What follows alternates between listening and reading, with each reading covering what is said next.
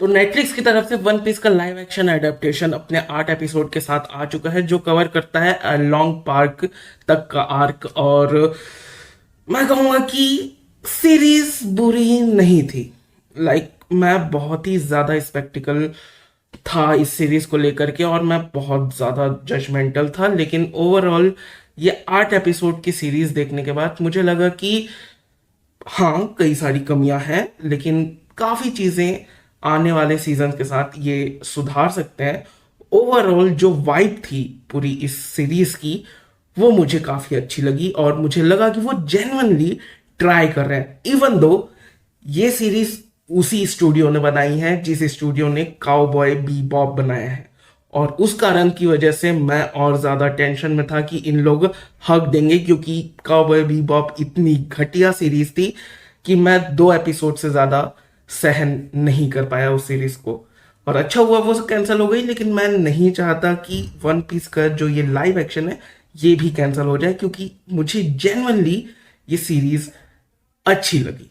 हाँ, कई सारे प्रॉब्लम्स हैं और उसके बारे में आगे बात करेंगे, लेकिन ओवरऑल मुझे सीरीज अच्छी ही लगी। स्टोरी के बारे में कोई बात करने का मतलब नहीं है, क्योंकि अगर तुमने मांगा पढ़ रखा है, एनीमे देख रखा है, तो तुम्हें पता ही है कि क्या होने वाला है। और अगर तुम बस लाइव एक्शन देख रहे हो तो मैं ज्यादा स्पॉइल नहीं करना चाहता।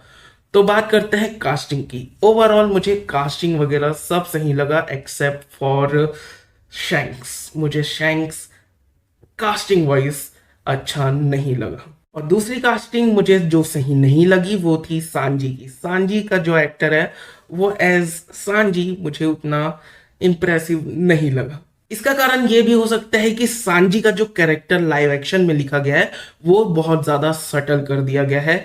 जितना हाइपर सांजी एनीमे और मांगा में है, उतना हाइपर नहीं रखा गया है उसे लाइव एक्शन में, जो कि समझ में भी आता है कि सांजी को तुम उस लेवल पे नहीं दिखा सकते लाइव एक्शन में जिस लेवल में वो है और एक्ट करता है एनीमे और मांगा में। बाकी लुक और मेकअप वगैरह की बात करूं तो सबसे ज्यादा एक्यूरेट लुक जो मुझे लगा वो था जोरो का और मीहॉक का। ये दोनों लुक मुझे कमाल के लगे और टू दी पॉइंट लगे एनीमे और मांगा के। और सबसे ज्यादा मैं जोरो के लिए डर रहा था, क्योंकि हम सब ने देखा है कि कई सारे कॉस्प्लेयर्स बहुत अच्छी बॉडी बना लेते हैं, लेकिन हरे बाल के साथ वो बहुत ही ज्यादा वाहियात लगते हैं। बहुत मेहनत करते हैं वो, लेकिन फिर भी वो ग्रीन हेयर कोई भी पुल ऑफ नहीं कर पाता, और मुझे उसी बात का डर था। लेकिन मुझे काफी सही लुक लगा जोरो का। उसके बाद नामी और उसॉप भी मुझे बहुत सही लगे, और बहुत लोग कंप्लेन कर रहे थे लूफी के लिए और लूफी की कास्टिंग के बारे में, लेकिन मुझे कोई प्रॉब्लम नहीं लगी। मुझे ऐसा नहीं लगा कि बिल्कुल परफेक्ट कास्टिंग है,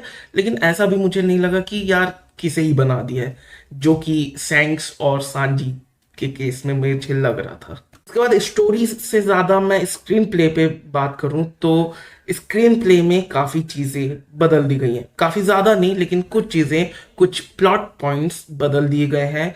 जैसे कि गार्प और लूफी का जो एंगल है वो अभी ही रिवील कर दिया गया है, जो कि आउट ऑफ प्लेस नहीं लगता, बल्कि बिल्कुल कहानी के साथ सही तरीके से इंक्लूडेड है, अच्छे तरीके से समराइज्ड है, ऐसा हमें लगता है अगर हम इसे एनिमे से कनेक्ट ना करें तो। क्योंकि जब लूफी और गार्प का रिलेशन बहुत बाद में जाकर हमें पता चलता है, तो वो काफी शॉकिंग था हमारे लिए, क्योंकि उस समय का जो माहौल था और जो मरीन्स के साथ प्रॉब्लम्स थी, वो सारी चीजें बहुत ज्यादा पीक पे थी।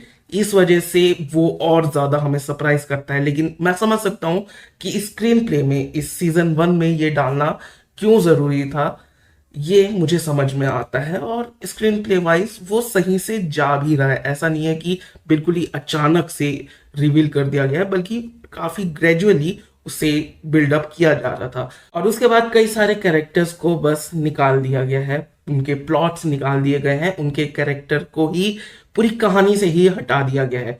एक हिंट मिलता है सिर्फ एक कैरेक्टर का, लेकिन सबसे ज्यादा प्रॉब्लम मुझे पर्सनली जो फील हुआ कि एक जो ऑक्टोपस वाला कैरेक्टर था आर्लोंग पार्क में ही हमें देखने को मिलता है, जिसका सिग्निफिकेंस हमें आगे चलकर फ्यूचर में जब फिशरमैन आइलैंड आर्क आएगा उसमें हमें देखने को मिलता है। तो उसके लिए उसे इस कहानी में, इस सीजन में होना जरूरी था।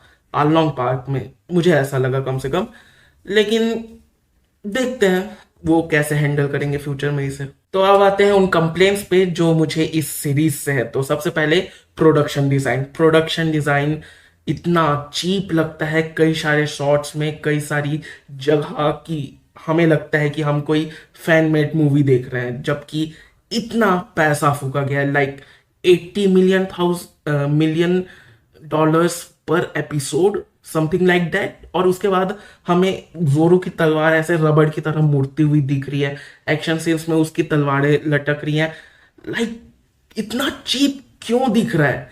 इतना महंगा सीरीज होने के बाद भी ऑब्वियसली सीजीआई में भी पैसा फूका गया है, लेकिन फिर भी कम से कम उन छोटी बातों पे तो ध्यान दे सकते हो ना, कि तलवारें तुम मुड़ते हुए ना दिखाओ, वो तो एडिटिंग में सुधारी जा सकती है, लाइक लिटरली।